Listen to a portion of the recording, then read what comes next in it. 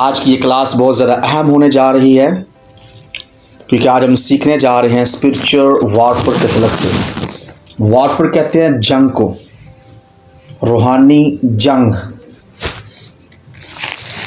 जब भी हम रूहानी जंग का नाम सुनते हैं, ये लफ्ज़ हमारे कानों तक पहुंचता है तो हमारे ज़हन में तरह तरह के सवालात पैदा होना शुरू हो जाते हैं कि रूहानी जंग क्या है, किस किस्म की है और हम कैसे रूह में जंग कर सकते हैं। मैं इसके ऊपर पहले भी एक स्टडी दे चुका हूं और अब मैंने रूहुल कुद्दस की वसातत से ये बेहतर जानना, ये मुनासिब जानना कि इसके ऊपर मैं दोबारा आपके साथ शेयर करूं क्योंकि ये बहुत ज़्यादा अहम है। रूहानी जंग। और आज मैं कुछ डीपली तौर पर, कुछ गहरे तौर पर आपके साथ शेयर करूंगा ताकि आप या हम सब जान सकें कि बेसिकली रूहानी जंग क्या है या स्पिरिचुअल वॉरफेयर ये किसका नाम है और कैसे हम इसमें जी सकते हैं और कैसे हम इसमें दुश्मन को शिकस्त दे सकते हैं। हर क्लास की तरह मेरी कोशिश होती है कि क्लास के शुरू होने से पहले मैं नॉलेज के तलक से कुछ अहम बातें आप तक पहुंचाऊं और खुदा की शुक्रगुजारी करते हुए खुदावन के फजल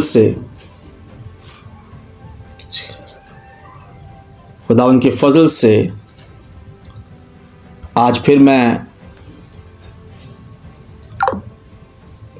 बात कर रहा था कि रूहानी जो जंग है ये एक ऐसा अमल है जिसके बारे में हर ईमानदार को जानना बहुत ज़्यादा ज़रूरी है। इंग्लिश में से कहते हैं स्पिरिचुअल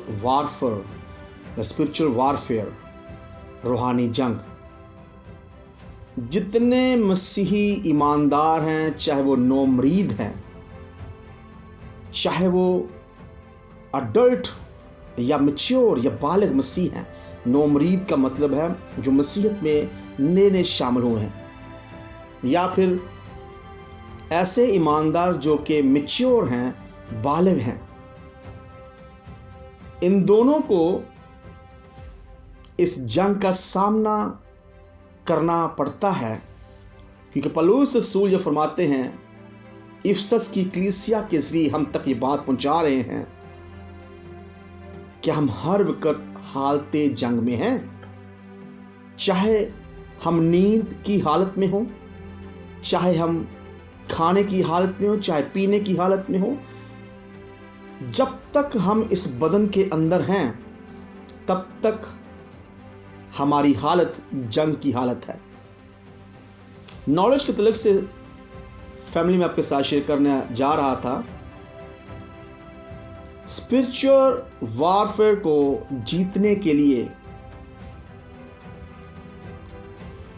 या दुश्मन पर इस जंग में गलबा पाने के लिए जो अहम नॉलेज के तलक से जो अहम बात है वो ये है कि अगर हम स्पिरिचुअल वॉरफेयर में जीतना चाहते हैं, अपनी इस जंग में दुश्मन ताकतों को शिकस्त देना चाहते हैं, तो हमें इसके बारे में मुकम्मल तौर पर जानना बहुत ज़्यादा ज़रूरी है। आप अपने दुश्मन पर तब तक हमला नहीं कर सकते और तब तक उस पर गालिब नहीं आ सकते जब तक आप उसके वीक पॉइंट्स, उसकी कमज़ोरियाँ जो उसके अंदर छुपी हुई हैं, आप उनको जान नहीं लेते। दुश्मन के साथ लड़ना और उस पर गलबा पाना बहुत ज़्यादा आसान हो जाता है जब हम अपने दुश्मन की छुपी हुई इस लफ्ज़ को, जो मैं जुमला बोल रहा हूँ, छुपी हुई इस लफ्ज़ को आप अंडरलाइन कीजिए और इसके ऊपर गौर कीजिएगा, क्योंकि मैं इसके ऊपर ज़्यादा फोकस कर रहा हूँ। छुपी हुई हर दुश्मन, चाहे वो फिजिकल रैलम के अंदर है, चाहे वो स्पिरिचुअल रैलम के अंदर है, वो किसी भी रैलम में एग्जिस्ट करता है, किसी भी रैलम में मौजूद है, वो कभी नहीं चाहता कि उसकी जो वीक पॉइंट्स हैं वो उसके दूसरे दुश्मन पर जाहिर हो, कभी नहीं चाहता वो। इसलिए मैंने लफ्ज़ बोला छुपी हुई। और छुपी हुई जो कमज़ोरियाँ हैं, अगर वो हम पर नहीं ज़ाहिर होती तो हम अपने दुश्मन को इतनी जल्दी हरा नहीं सकते। इसलिए इल्म का हमारी ज़िंदगी के अंदर होना बहुत ज़्यादा ज़रूरी है। मैं पहले भी बात ये शेयर कर चुका हूँ, हेवन, जहाँ पर खुदावंद यीशु मसीह और खुदा की तमाम तरह लश्कर मौजूद है, वो अपने लोगों की तरफ अट्रैक्ट होता है, क्योंकि कलाम में लिखा है, इब्रानियों के नाम मुक़द्दस पौलुस रसूल फरमाते हैं, क्या ये सब खिदमत गुजार रूहें नहीं जो निजात की मिरास पाने वालों की खिदमत के लिए भेज जाती हैं। हेवन अट्रैक्ट होता है, हेवन मुतवज्जो होता है अगर हम अपने मुंह से अल्फाज निकालते हैं। और अल्फाज या जुमले तब बनते हैं जब हमारे अंदर नॉलेज होता है। इल्म की बिना पर हमारे परफेक्ट जुमले आसमान को छूते हैं। मैं ईमान रख रहा हूं आप सीख रहे हैं। मैं दोबारा इस बात को दोहराना चाहता हूं कि ये बात जो बड़ी पावरफुल है। अगर आप समझते हैं कि आपके मुंह से निकलने वाले अल्फाज परफेक्ट हैं, कामिल हैं,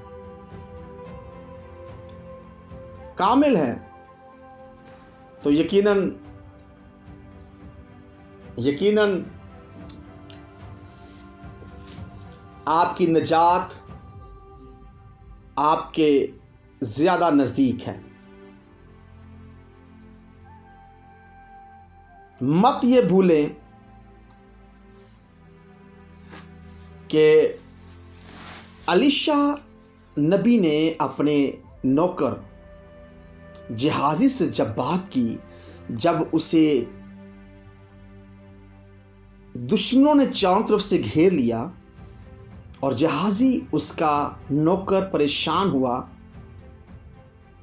तो तब एलीशा नबी ने एक बात कही। तो उसने कहा था, ऐ खुदावन, मैं तेरी मिन्नत करता हूं, मेरे इस नौकर की आंखें खोल दे, ताकि ये जान जाए कि जो हमारे साथ हैं वो उनसे ज़्यादा हैं जो हमारे खिलाफ हैं।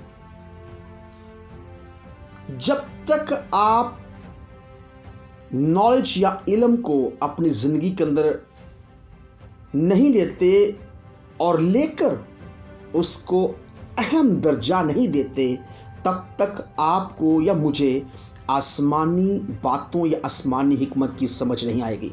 जोर लगा लें। यस, रूहानी आलम के अंदर इल्म को या इल्म की बातों को समझने के लिए ये ज़रूरी है कि हम विजडम या हिकमत को लें। हिकमत और फ़हम ये दोनों इल्म से जुड़े हुए हैं। मुख्तसर तौर पर मैं ये बात कहना चाहता हूँ, अगर आप इस रूहानी जंग में या ज़मीन पर रहकर इस ज़मीनी जंग में या रूहानी जंग में जीतना चाहते हैं और अपने दुश्मन को इस तरीके से पछाड़ना चाहते हैं, उसे बुरे तरीके से शिकस्त देना चाहते हैं, ताकि वो कभी आपको अपनी ज़िंदगी के अंदर या अपनी जो उसने शिकस्त खाई है उसके अंदर आपको दोबारा याद ना करे, या दोबारा इस बात को सोचे भी ना कि मैंने फ़लाँ बंदे के साथ जंग करनी है। अगर आप उसे अपनी ज़िंदगी के अंदर दोबारा नहीं देखना चाहते तो आपको उसे बुरे तरीके से पछाड़ना होगा। ये कानून है जंग का, लिख ले इस बात को। जब तक आप अपने दुश्मन को बुरे तरीके से पछाड़ते नहीं, बुरे तरीके से शिकस्त नहीं देते, तब तक इब्लीसी ताकतें आपको पीछे छोड़ती। यीशु मसीह के बारे में क्या लिखा है? लिखा है उसने इख्तियार वालों का बरमला तमाशा बनाया। उसने दुश्मन ताकतों को, इब्लीसी ताकतों को, शैतान को इतनी बुरी शिकस्त दी कि वो यीशु के खून से और यीशु के नाम से डरना शुरू हो गया। मेरी बात को आप समझ रहे हैं? मैं ईमान रखता हूं।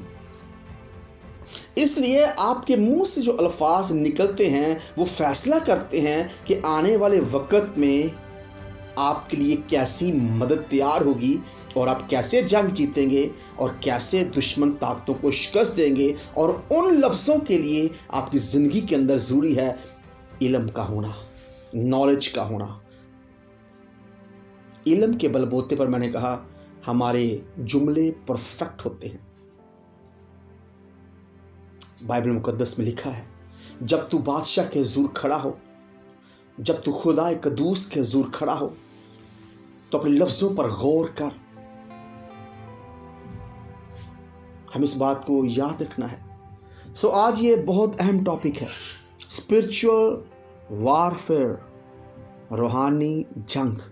इसके लिए जो मैंने हवाला चुना है वह है इफिसियों 6 बाब उसकी 12 आयत। इफिसस के नाम मुकद्दस पौलुस रसूल का खत, उसका 6 बाब उसकी 10 आयत। यहां पर लिखा है 6 बाब उसकी 12 आयत। इफिसस के नाम मुकद्दस पौलुस रसूल का खत, उसका 6 बाब उसकी 12 लिखा है क्योंकि हमें खून और गोश्त से कुश्ती नहीं करना है, बल्कि अख्तियार वालों, हुकूमत वालों और अख्तियार वालों और इस दुनिया की तारीकी के हाकिमों और शरारत की उन रूहानी फ़ौजों से जो आसमानी मकामों में हैं, जो आसमानी मकामों में हैं। तीसरी दफ़ा मैं दोहराना चाहता हूँ इस बात को, जो आसमानी मकामों में हैं। आमीन। आसमानी मकामों में हैं। पौलुस रसूल एग्जैक्ट लोकेशन दुश्मन ताकतों की बता रहे हैं और ये हमारे लिए बहुत ज़्यादा आसानी पैदा करता है जब आपको अपनी दुश्मन की लोकेशन का पता चल जाता है कि वो कहाँ रहता है।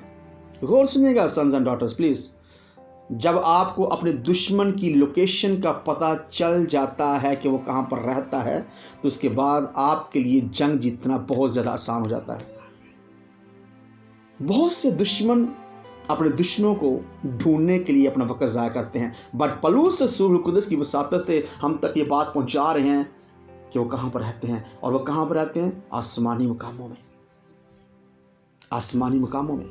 आज मैं इसको बहुत डीपली तौर पर आपके साथ जब वो शेयर करने जा रहा हूँ, क्योंकि मेरा ईमान है जितने यहाँ पर मौजूद हैं फैमिली के बेटे और बेटियाँ अब बड़े हो चुके हैं।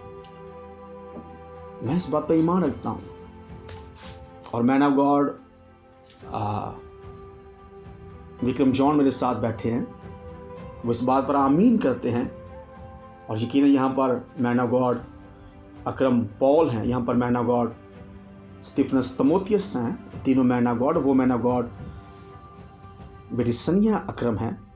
हम सब इस फैमिली के जितने मैन ऑफ गॉड, वो मैन ऑफ गॉड हैं, और इसके अलावा पास्टर जॉनसन, जितने पास्टर्स इस फैमिली के सारे पिलर्स इस बात पर ईमान रखते हैं कि अब फैमिली के बेटे और बेटियां छोटे बेबीज नहीं रहे, अब वो दूध पीते बच्चे नहीं रहे।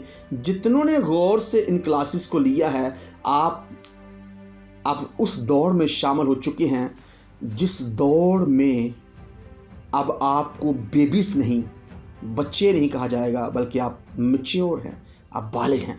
तो अब हम आहिस्ता आहिस्ता बालगों वाली खुराक आपको दे रहे हैं। फीडर दूध हमने अब निकाल दिया है, दूध अब ख़त्म कर दिया है, अब हम आपको ठोस सज़ा देने जा रहे हैं ताकि आप सीख जाएं।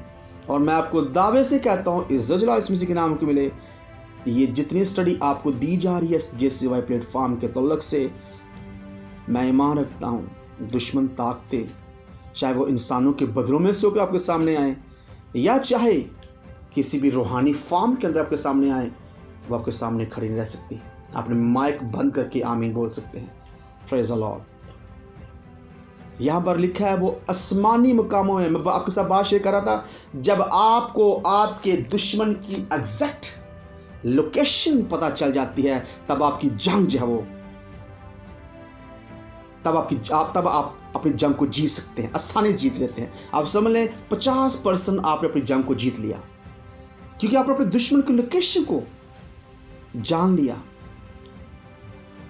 और मैं आपको इससे बड़ी बात बताने जा रहा हूं सन्स एंड डॉटर्स फैमिली, जो आपको ये बता सकता है, जो आप पर यह इज़हार कर सकता है कि आपके दुश्मन कहां पर रहते हैं, वो आपको उन पर गलबा दिलाने के लिए अपनी कुदरत से भी भर सकता है। और यही कुछ इसराइल के साथ हुआ। इसराइल यरीहो की दीवार को गिराने के लिए जब उसके चक्कर लगा रहे थे, खुदा ने उन्हें फार्मूला बताया। मुख्तसर ये कि आपको अपने दुश्मन की लोकेशन के बारे में जानना है, आपका दुश्मन कहाँ है, और आपका या ईमानदारों का दुश्मन, जिन्हें शरारत की रूहानी फौजें, तारीकी के हाकम, अख्तियार वाले, पावर्स, हुकूमत वाले, इन नामों से पौलुस रसूल जब वो बुला रहे हैं, आप पर यह ज़ाहिर किया जा रहा है कि उनकी पोजीशंस क्या हैं और वो कहां पर हैं। देखिए, रूहानी जंग दो तरह की होती है। एक वो है जो आपके लिए लड़ते हैं। गौर सुनिएगा, काम काज नहीं करना, आपने गौर सुनना है ध्यान से।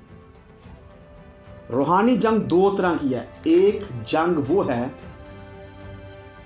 जो आप इस जंग में जो आपके लिए लड़ते हैं, और दूसरे वो हैं जो आपके खिलाफ लड़ते हैं।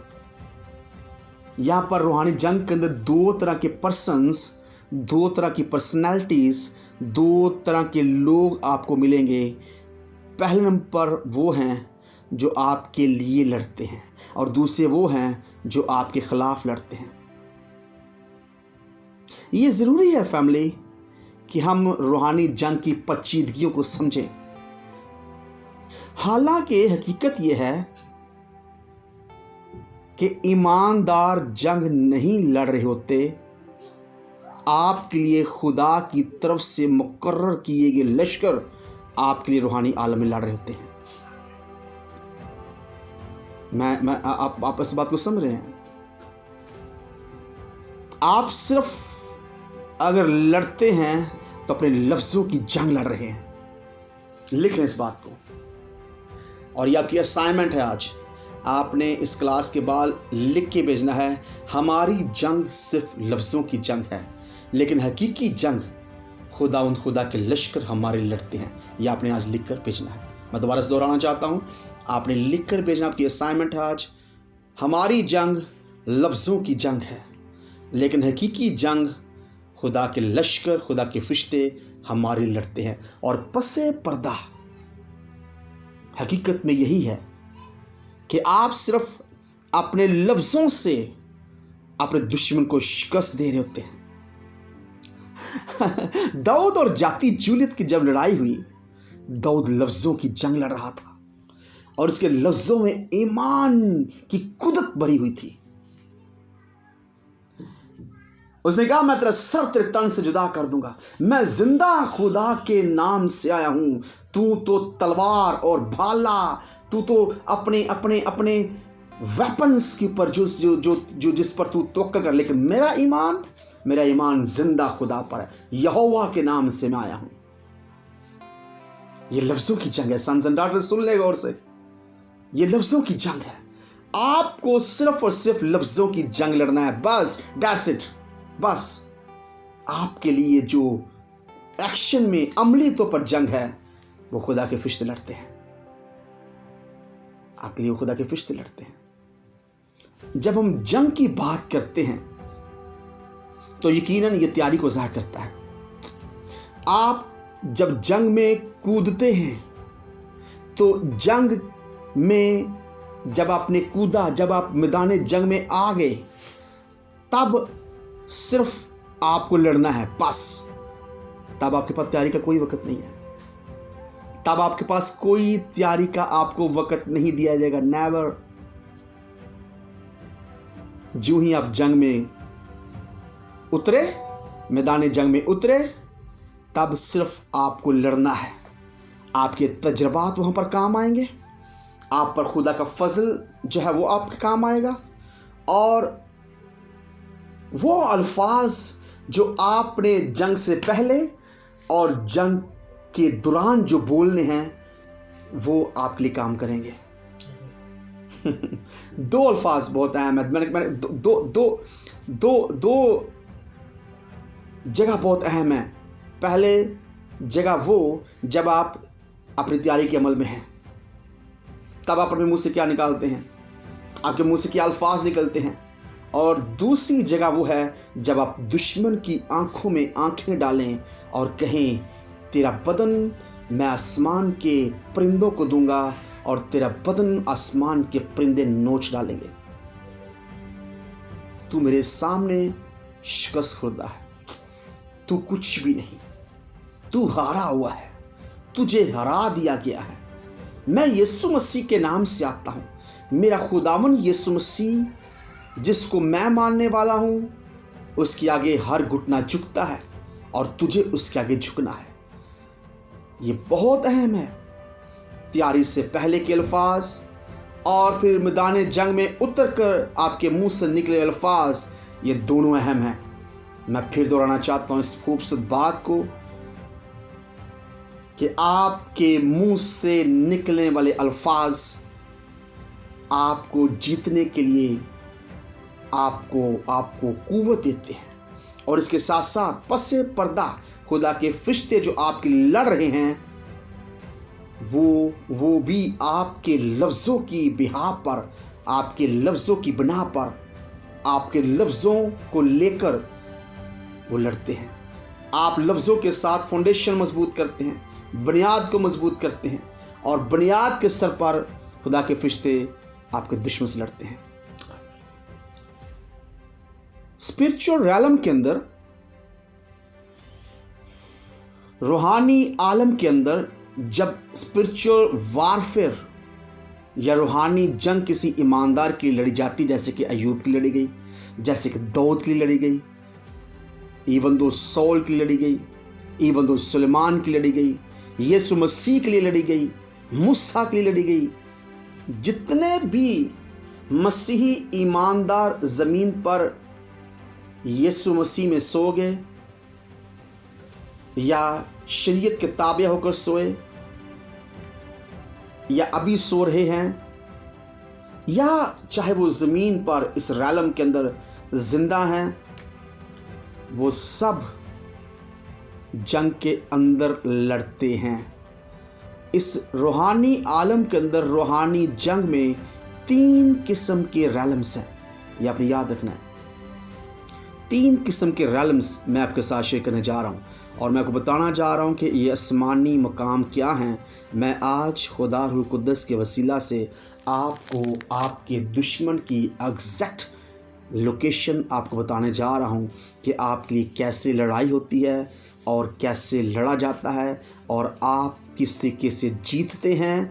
और यकीनन जैसे कलाम फरमाता है कि जीत तो यहोवा के नाम से है, जीत तो खुदा की है। जब जीतने वाले खुदा की हैं तो यकीनन जीत भी खुदा ही की होगी। लेकिन जब इस्राएलियों को, जब खुदा के लोगों को, आज मसीह ईमानदारों को जब शिकस्त होती है, सबसे बड़ा मुंह बोलता सबूत यह है कि वो खुदा के नहीं, इसलिए वो हार रहे हैं। 3 किस्म के रैलम्स हैं। फर्स्ट रैलम, पहला जो रैलम है उसे कहा जाता है द रैलम ऑफ गॉड।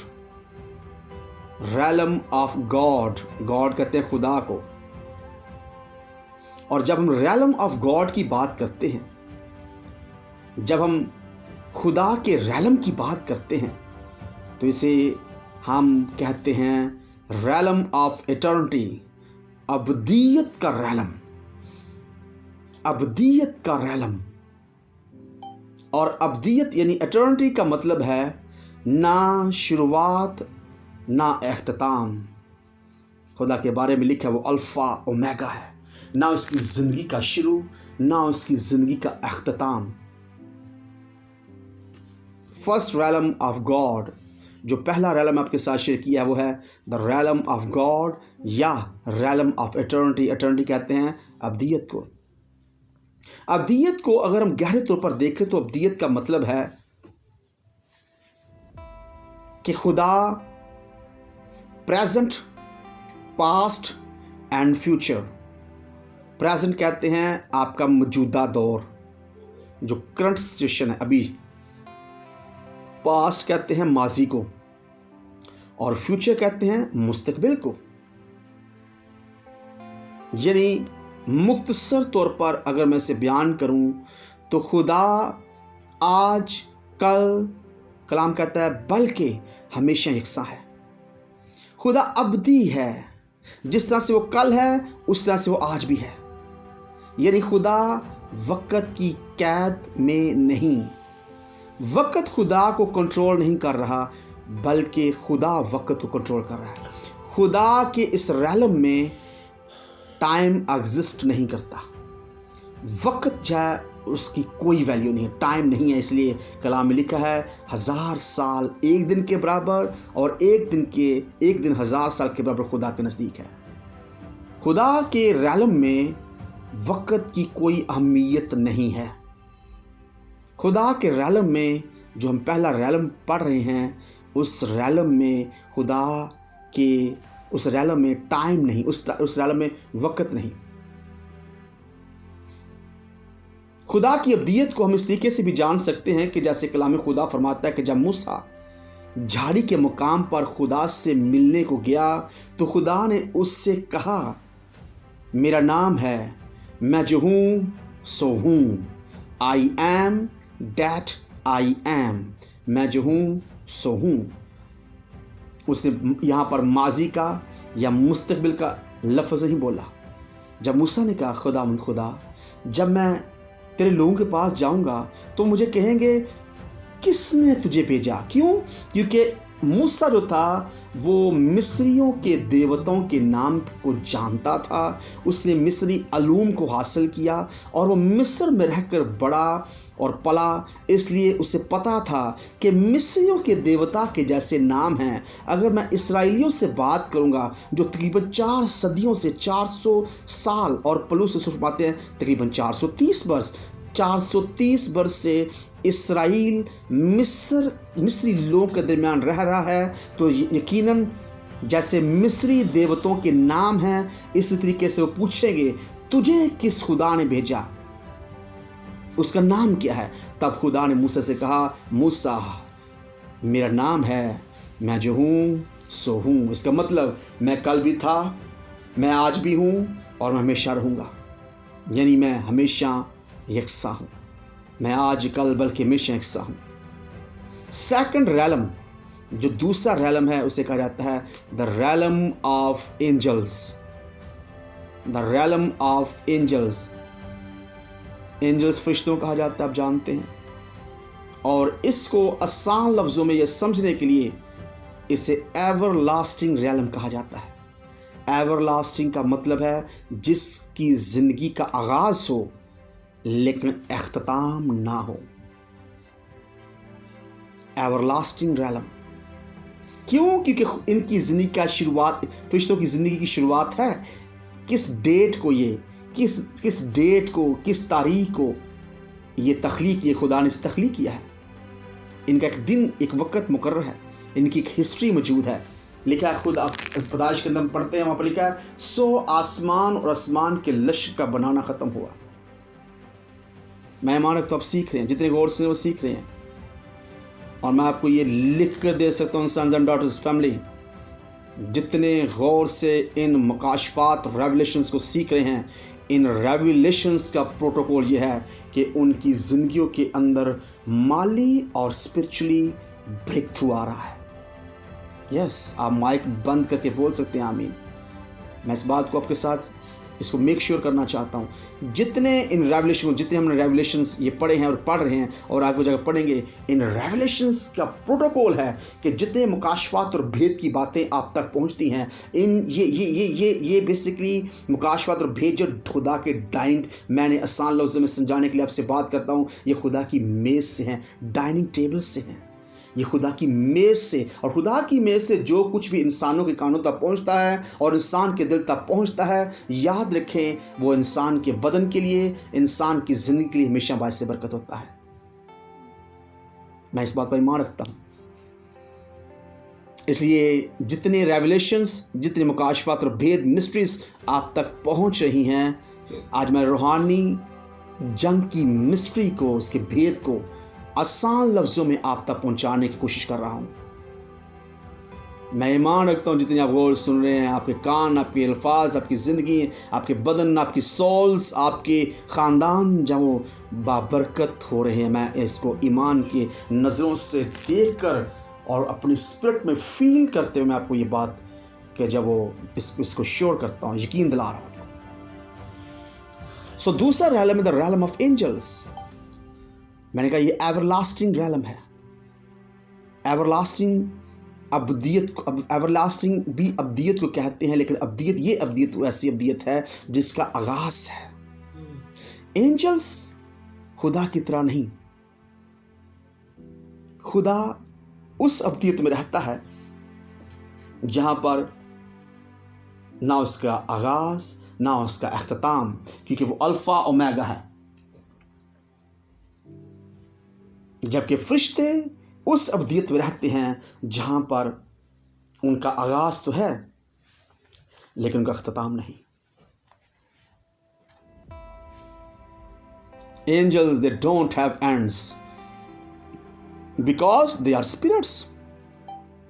इसलिए उनका अख्ताम नहीं, क्योंकि एंजल्स क्या हैं? रूहें हैं, वो रूहें हैं। और मैं दोबारा इस बात को, इस आयत को दोहराना चाहता हूँ, पौलुस रसूल की यह खूबसूरत आयत, क्या ये खिदमतगुजार रूहें नहीं जो नजात की मिरास पाने वालों की खिदमत के लिए भेजी जाती हैं? रूहें, स्पिरिट्स। और तीसरा जो रैलम है उसे कहा जाता है the realm of man. Man कहते हैं आदमी को, इंसानों को। थर्ड रैलम, मैं रूहानी जंग के तलक से आपके साथ शेयर कर रहा हूँ। ये तीनों रैलम मेन रैलम हैं, इसके अलावा और भी रैलम्स हैं, लेकिन ये तीन बड़े रैलम्स हैं जो कि रूहानी जंग के अंदर पाए जाते हैं। और इन तीनों के बारे में मुझे और आपको जानना बहुत ज़्यादा ज़रूरी है। ये इसलिए जानना ज़रूरी है ताकि हम अपने दुश्मन को शिकस्त दे सकें, इसलिए जानना ज़रूरी है ताकि हम अपनी नस्ल को दुश्मन के हाथों आज़ाद करवा सकें। देखिए, याद रखें, जब आप अपनी जीत का नारा लगाते हैं, वो जीत का नारा आप ही के अंदर नहीं बल्कि आपकी नस्लों की ज़िंदगी के अंदर भी गूंजता रहता है। हालेलुया। मैं ईमान रखता हूं आप इस बात को सीख रहे हैं। आप अपने माइक बंद करके हालेलुया बोल सकते हैं, अपने माइक बंद करके, क्योंकि हम इंटरप्रेशन जब इसको मैं दाखिल नहीं मैं करना चाहता, कहीं आप स्पीकर ऑन करके नहीं बोलना, अपने स्पीकर बंद करके।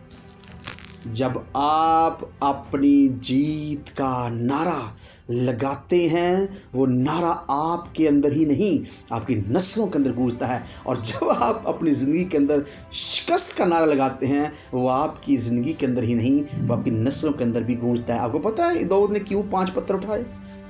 उसे मारा तो 5 पत्थर क्यों उठाए? मैं आपको रेवलेशन आपके साथ शेयर कर चुका हूँ, लेकिन मैं दोहराना चाहता हूँ, इसको रिपीट करता हूँ। इसलिए क्योंकि जूलियत के जाति जूलियत जो था, उसके 5 भाई थे, 4 भाई इसके और भी थे। उसने एक ही वार में 5 को शिकस्त दे दी। मैं समझ रहा हूं आप इस बात को सीख रहे हैं। शिकस्त का नारा और जीत का नारा लीडर्स, जो फैमिली के लीडर्स हैं, उन पर मुनस्सर है। वो अपने नस्ल को, अपने बच्चों को, अपने बेटियों को कौन सा नारा देना चाहते हैं? जीत या शिकस्त, यहाँ पर डिपेंड कर। तीसरा रैलम मैंने कहा द रैलम ऑफ मैन। और रैलम ऑफ मैन जो है वो पहचाना जाता है द रैलम ऑफ टाइम, वक़्त के रैलम से। इंसान वक़्त की कैद में है। इंसान को जो कंट्रोल करने वाला उसके रैलम में है। खुदा तो है डेफिनेटली, लेकिन इंसान के रैलम के अंदर इंसान को कंट्रोल करने वाला वक्त है। इसे कहते हैं realm of time, realm of man, third realm, और इसके अंदर इसे कहा जाता है रैलम ऑफ टाइम, वक्त का रैलम। हमेशा याद है कि खुदा अब्दियत के रैलम में रहता है, फरिश्ते भी अब्दियत के रैलम में रहते हैं, लेकिन इंसान अब्दियत के रैलम में नहीं। लिखा है तू खाक है और खाक में वापस चला जाएगा। वाइस के तलक से सलमान बादशाह के ज़रिए खुदा रूह कुद्दुस फरमाते हैं, ज़मीन पर जितने काम होते हैं, आसमान की ज़मीन पर जितने काम होते हैं, उन सबका एक वक्त मुकर्रर है, उन सब का वक्त मुकर्रर है। हम आने वाले कल में मौजूद नहीं हो सकते क्योंकि वक्त हमें इसकी इजाज़त नहीं देता। वक्त हमारे खिलाफ ट्रैप लगाए हुए, ट्रैप कहते फंदे को, ट्रैप लगाए हुए है ताकि हम कल में जा ना सके। जब इसराइल के बाओजदाद वादे की सरज़मीन में जाने वाले थे, यूसुफ ने कहा मेरी हड्डियां लेकर जाना।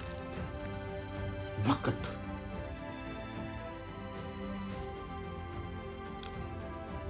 लेकिन इसके बरक्स जब हम फरिश्तों की बात करते हैं तो फरिश्ते वक्त के कंट्रोल में नहीं है, और खुदा भी। हम जानते हैं खुदा ने रैलम ऑफ मैन को तख्लीक किया है,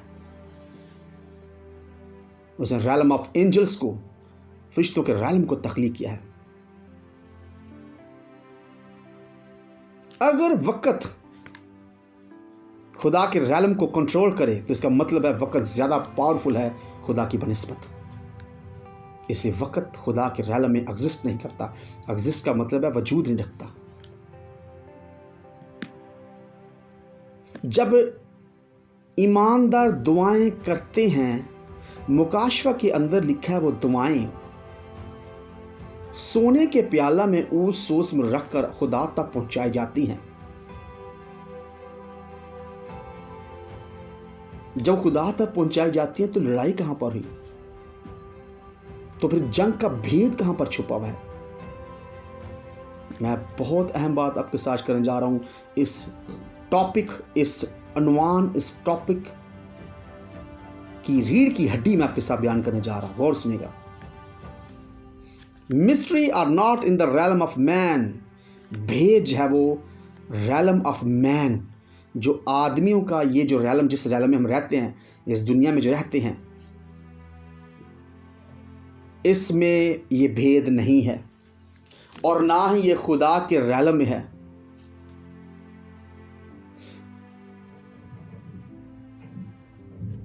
जब हम दुआ करते हैं तो दुआ, मैंने कहा, सीधी खुदा के ज़रूर जाती है अकॉर्डिंग टू मुकाशवा, मुकाशवा के मुताबिक, मुकाशी किताब जो रेवलेशन जो है। लेकिन वो जाती कैसे है? बाइबल में बताती है कि वो थ्रू एंजल्स, फरिश्तों के जरिए खुदा के पास समाई दुआएं पहुंचाई जाती हैं। और फिर जब खुदा के ज़रूर पहुंचती हैं तो खुदा भी उन दुआओं का जवाब अपने फरिश्तों की सूरत में अपने लोगों तक पहुंचाता है। खुदा भी अपने लोगों की दुआओं का जवाब खुदा के फरिश्तों की सूरत में पहुंचता है। कैसे? दानियल की दुआ का जवाब कैसे आया? जब्राइल की सूरत में, गैब्रियल की सूरत में। आपकी दुआओं का जवाब आपके मददगार रूहें हैं। आपकी दुआओं का जवाब आपकी खिदमत गुजार रूहें हैं। आपके दुश्मन को खौफ और दहशत में मुब्तला करके आपको जीत दिलाने वाली ये खुदा की रूहें हैं, खुदा के फरिश्ते हैं। खुदा का जवाब खुदा अपने फरिश्तों की सूरत भेजता है। जब आप प्रे करते हैं, आपकी दुआएं हमेशा फरिश्तों को अपनी तरफ खींचती हैं। कैसे? मैं इसको प्रूफ करने जा रहा हूं, गौर सुनिएगा, गौर सुनते रहना। लिखा है जब पतरस, इन शॉर्ट वे मुख्तसर तौर में बात करूंगा, जब मुकद्दस पतरस रसूल को कैद हुई, वो कैद में था, और लिखा है वो तो कैद में था, लेकिन कलीसिया बेदिलो जान होकर पतरस की दुआ कर रही थी। पतरस से पहले याकूब को शहीद कर दिया गया है। मुकद्दस याकूब के लिए आसमान से कोई फरिश्ता नहीं उतरा, गौर सुनिएगा। लेकिन पतरस रसूल के लिए लिखा आसमान से फरिश्ता उतरा और उसने पतरस रसूल के बदन पर उसे थपथपाया और कहा, पतरस उठ, निकल यहां से। क्यों? पीछे लॉजिक क्या है, मंतक क्या है, पीछे भेद क्या है? भेद यह है, कलीसिया बेदिलो जान हो से पतरस के लिए दुआ करी थी। दुआएं अट्रैक्ट करती हैं खुदावंद खुदा के मददगार फरिश्तों को, दुआएं अट्रैक्ट करती हैं सन्स एंड डॉटर्स। इसे मैंने पहले ही आपके साथ बात शेयर की। आगे मुंह से निकले अल्फाज आपको जीतने के लिए ताकत देंगे। आप अपने हाथों से नहीं लड़ते, नो नो नो नो, आप अपने लफ्जों से लड़ते हैं। ये मैं पहले आपके साथ शेयर कर चुका हूं।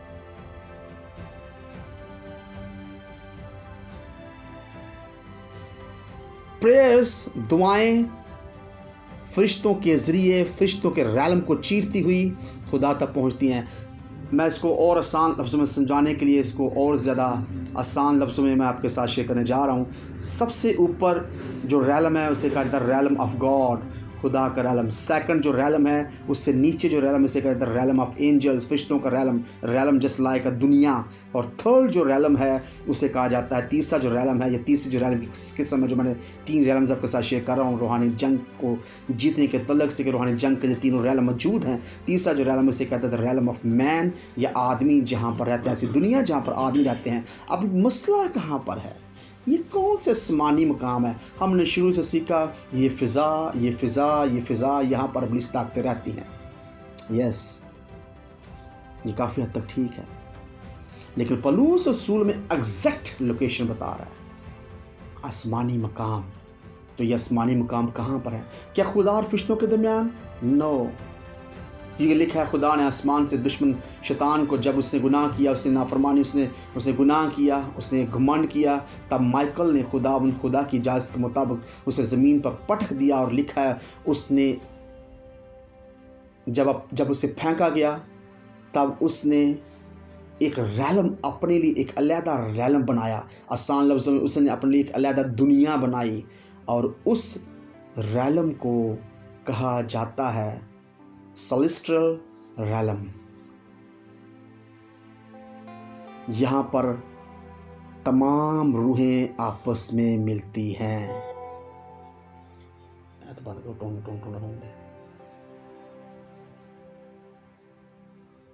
इस रैलम में तमाम रूहें मिलती हैं, चाहे वो इंसानों की हों, चाहे वो जादूगरों की हों, चाहे वो फरिश्तों की हों। सेलेस्टियल रैलम्स से कहा जाता है। और सेलेस्टियल जो रैलम्स हैं, ये रैलम खुदा और फरिश्तों के दरमियान नहीं, नो नो, ये रैलम फरिश्तों और इंसानों के दरमियान इस रैलम को बनाया गया। ये रैलम फरिश्तों और इंसान के दरमियान है। थर्ड रैलम, तीसरा जो रैलम है उसे, ये थर्ड जो रैलम है man, the realm of man, और सेकंड जो रैलम फरिश्तों का रैलम है, इन दोनों के दरमियान इसे कहा जाता है सेलेस्टियल रैलम, मतलब द रैलम ऑफ स्पिरिट्स। अगर सेलेस्टियल किसी को नहीं बोलना आता तो आप कह सकते हैं रूहों की दुनिया, द रैलम ऑफ स्पिरिट्स, रूहों की दुनिया। यहाँ पर मैंने कहा सब स्पिरिट्स आपस में मिलती हैं। Demonic forces exist in this realm. शैतानी ताकतें, जादूगर, बदरूहें, और जितने पौलुस रसूल ने कहा शरारत की रूहानी फौजें, प्रिंसिपैलिटीज, हुकूमत वाले, सब यहाँ पर हैं।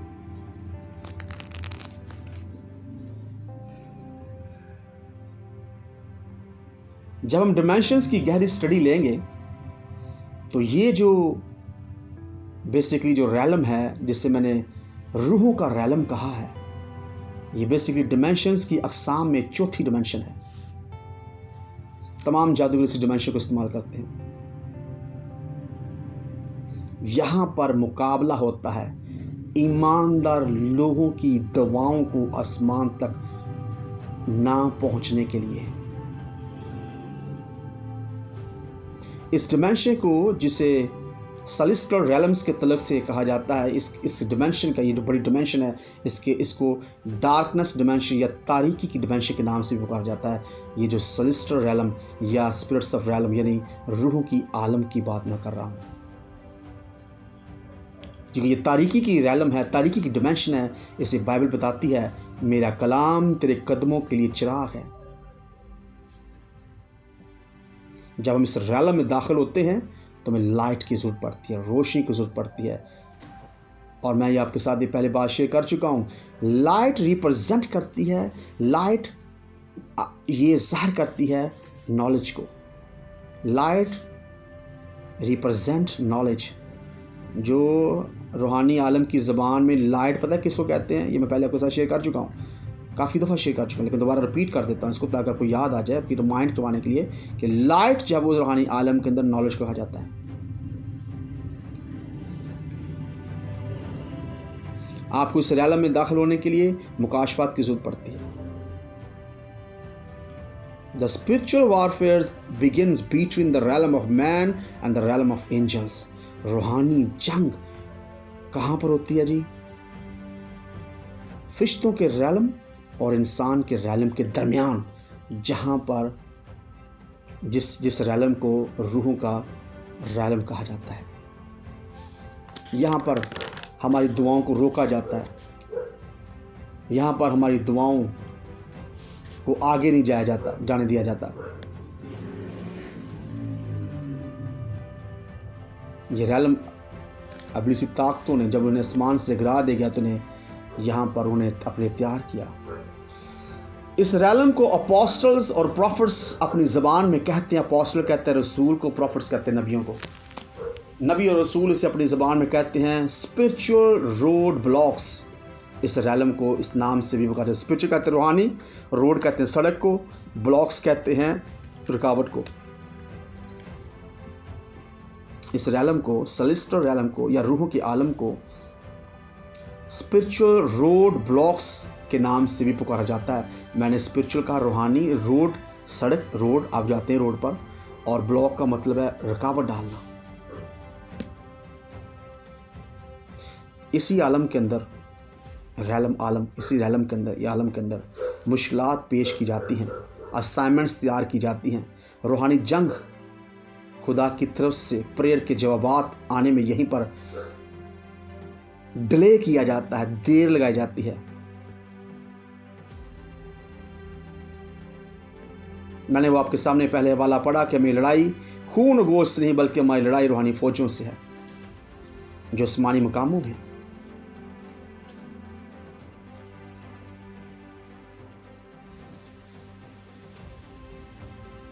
जब हमारे लिए इस रैलम में जो जंग है, खुदा के फरिश्ते लड़ रहे हैं, तो हमें फरिश्तों की मिनिस्ट्री कहते हैं, खिदमत। तो मिनिस्ट्री ऑफ एंजल्स यानी फरिश्तों की खिदमत के बारे में जानना पड़ेगा। मिनिस्ट्री ऑफ एंजल्स के बारे में जानना पड़ेगा, समझना पड़ेगा, क्योंकि हकीकत में ईमानदार तब तक कामिल जंग नहीं जीत सकता जब तक वो फरिश्तों की खिदमत को नहीं समझते।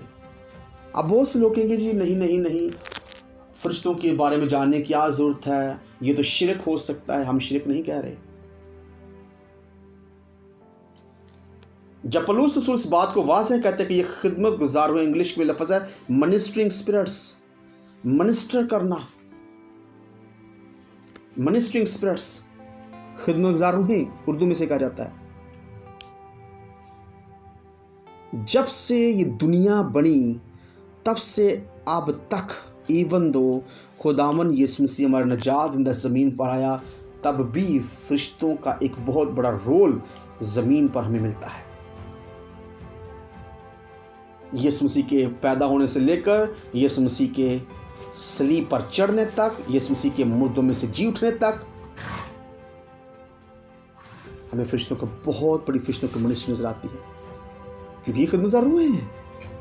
अब मसला ये है, ये उनके लिए भेजी जाती हैं जिन्होंने निजात के तजर्बे को हासिल किया, जिन्होंने निजात को ले लिया, जिन्होंने शख्सी तौर पर यीशु मसीह के ऊपर निजात कबूल कर लिया, और जिन्होंने निजात का तजर्बा ही हासिल नहीं किया, उनके लिए नहीं भेज जाती। और जिनको फरिश्तों के महसूस होने का या अपने इर्द गिर्द फरिश्तों की मौजूदगी का एहसास नहीं, वो कैसे इन फरिश्तों की मिनिस्ट्री को जान सकता है या समझ सकता है? वो कभी भी इनके बारे में सुनना पसंद नहीं करेगा। क्यों? क्योंकि नहीं नहीं नहीं, ये तो नई तलीम है, ये तो नई कोई बात है, ये कहाँ पर बाइबल में लिखा हुआ है। वो तरह तरह के एतराज़ात के ज़रिए आपको उलझाने की कोशिश करेगा, और मैं उसके लिए कोई भी इस तरह कोई लफाज नहीं बोलना चाहता, खुदा उन्हें बरकत दे।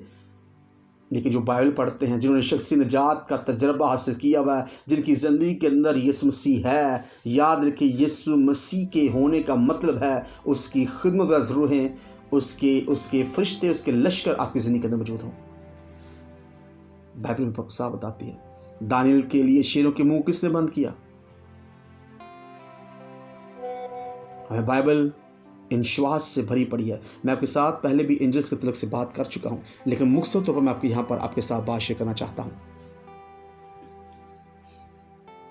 क्योंकि फरिश्ते ही वो बींग्स हैं, फरिश्ते ही वो शख्सियत हैं जो इंसान के रैलम में, इंसानों की दुनिया में आ सकते हैं, जा सकते हैं, और फिर आसमान यानी खुदा के रैलम, खुदावंद खुदा के जहाँ पर खुदा रहता है, वहाँ पर भी आ जा सकते हैं।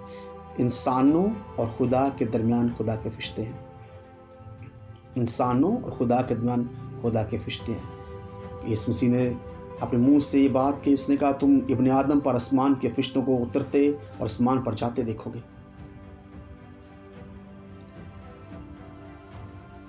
इसे हमें मिनिस्ट्री ऑफ एंजल्स, फरिश्तों की खिदमत के बारे में जानना बहुत ज़्यादा ज़रूरी है, क्योंकि हमें खून और गोश्त से लड़ाई नहीं करनी, ये लड़ाई रूहों की है। ये लड़ाई हमारी दुआओं के जवाबात को रोकने के लिए है।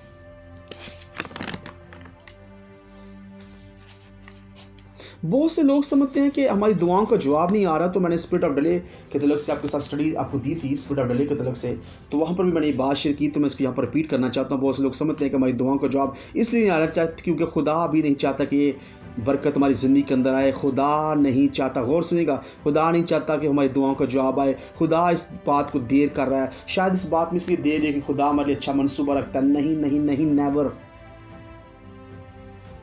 खुदा के रैलम में वक़्त नहीं है, इसलिए वहाँ पर चीज़ों का डिले होना, चीज़ों का देर से होना, उसका कोई वजूद नहीं है।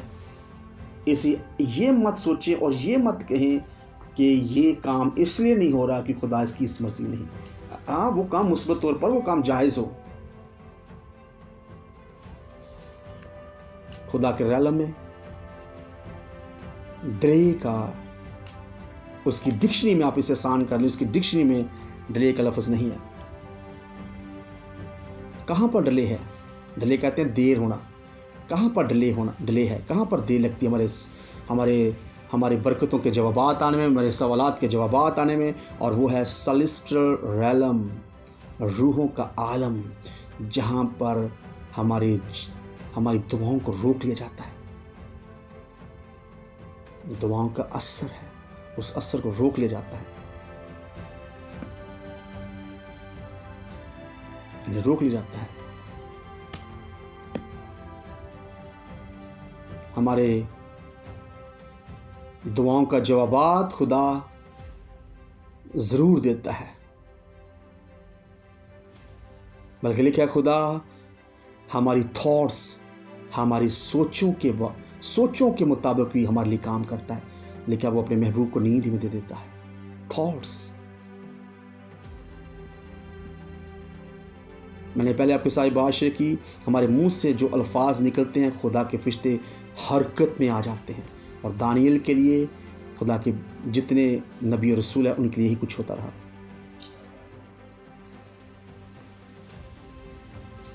इसे सन्स एंड डॉटर्स, मैं इसको क्लोज कर रहा हूं। रूहानी जंग को जीतने के लिए हमारे पास इस बात का इल्म होना चाहिए कि खुदा और खुदा के फरिश्ते हमारे लिए लड़ रहे हैं, लेकिन हमें अपनी जंग को जीतने के लिए अपने मुनासिब अल्फाज का इस्तेमाल करना बहुत ज़्यादा ज़रूरी है। आज मैंने थोड़ा सा आपको डीपली तौर पर यह समझाने की कोशिश की कि लड़ाई कहाँ पर हो रही है, ये आसमानी मकाम कौन से हैं। ये आसमानी मकाम हकीकत में वो रैलम्स हैं, वो आलम हैं जहाँ पर अभी से ताकतों ने अपने अड्डे बनाए हुए हैं। Celestial realm, the realm of spirits, जहाँ पर मैंने कहा रूहें आपस में मिलती हैं, जहाँ पर रूहें कंट्रोल की जाती हैं,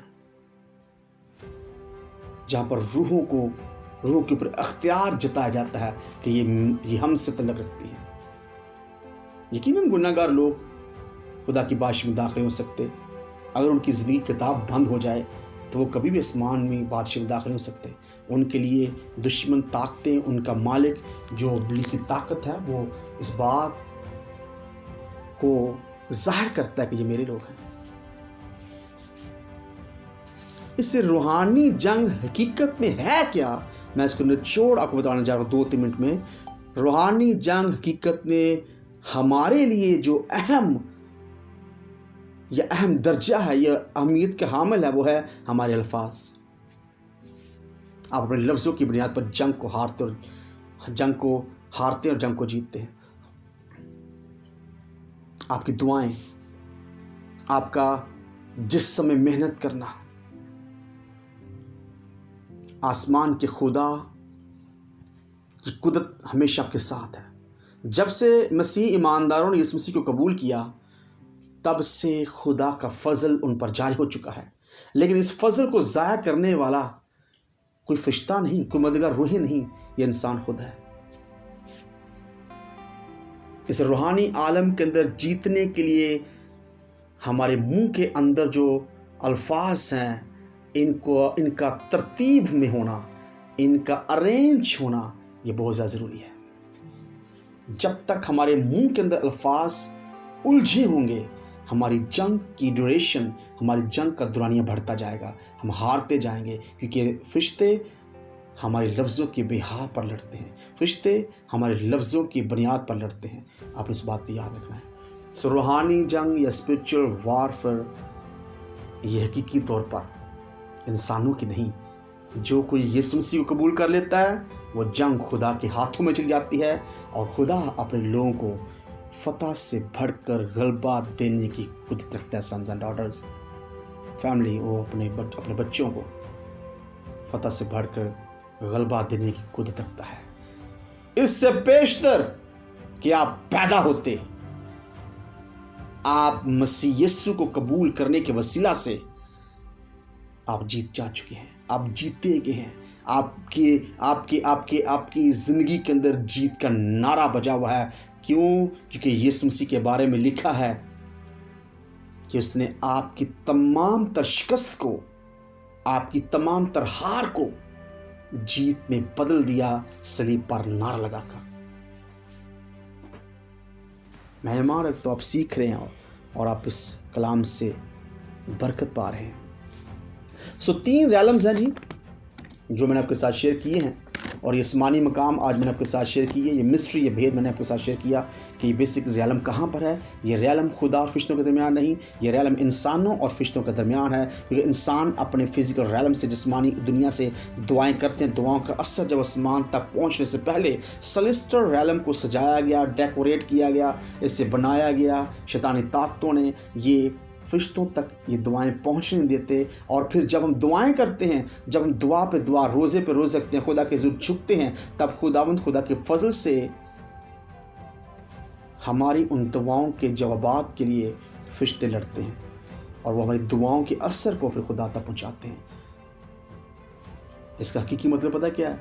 इंसान कुछ भी नहीं करता, सिर्फ और सिर्फ उसके लिए खुदा अमली तौर पर काम जब अपने लोगों को अपने रूहों को भेजकर, फरिश्तों को भेजकर करवाता है। सो सन्स एंड डॉटर्स, मत ये भूलें कि हम जंग की हालत में हैं। आप ये कभी भी नहीं कह सकते कि मैं जीत चुका हूं। आप ये कभी भी नहीं कह सकते मैंने दौड़ को ख़त्म कर लिया है। नेवर। पौलुस रसूल ने ये बात कही तो उस बात के पीछे बहुत ज़्यादा मुकाशफात और भेद और बहुत ज़्यादा लॉजिक्स थे। उसने रूहानी आंखों से, ईमान की नज़रों से बहुत कुछ देखा, उसने बहुत कुछ सुना, उसने कामलियत को हासिल कर लिया, उसने कामलियत के लिबास को पहन लिया। इसलिए से कहा मैंने दौड़ ख़त्म कर लिया। हम दौड़ रहे हैं। पौलुस रसूल के खुद से बात पौलुस रसूल तो ये भी कहा मेरा ज़मीर मुझे मलामत नहीं करता। हाँ, वो कौन शख्स है जिसका ज़मीर से मलामत नहीं करता? लेकिन वो अकेला शख्स कहता है मेरा ज़मीर भी मुझे मलामत नहीं करता। तो इसे सन्स एंड डॉटर्स, इस रूहानी जंग को जीतना, इस रूहानी जंग के अंदर उतरना, ये हर ईमानदार की ज़िंदगी का हिस्सा है। ना चाहते हुए भी हमें इस जंग में उतरना है और इस जंग को जीतना है। सो खुदा मुझे और आपको इस कलाम के वसीला से कसरत की बरकत दे। आमीन।